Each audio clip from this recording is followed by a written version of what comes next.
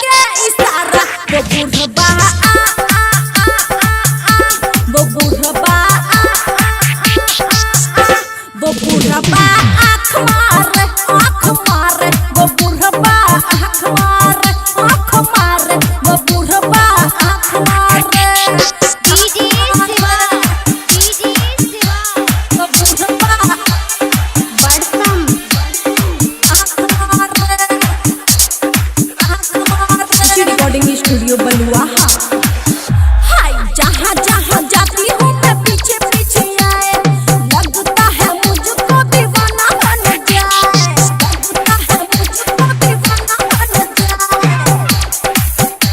दीवाना बन जाए। अरे जहाँ जहाँ जाती हूँ मैं पीछे पीछे आए, लगता है मुझको दीवाना बन जाए। सीटी बजाए हाय नखरा दिखाए,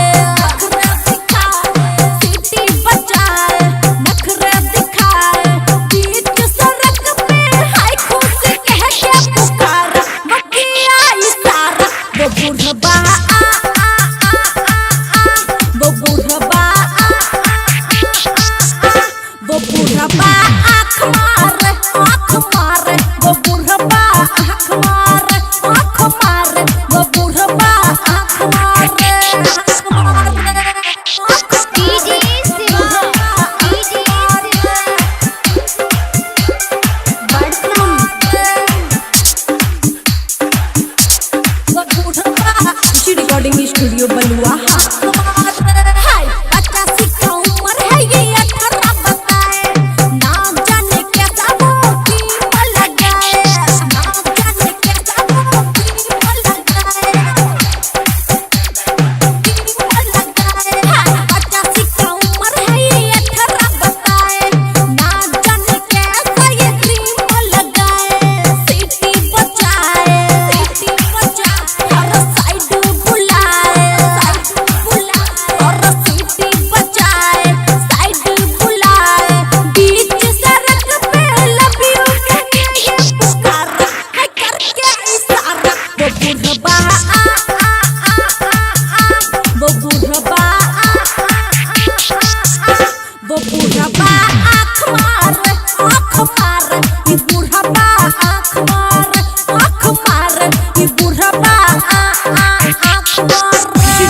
स्टूडियो बलुआ।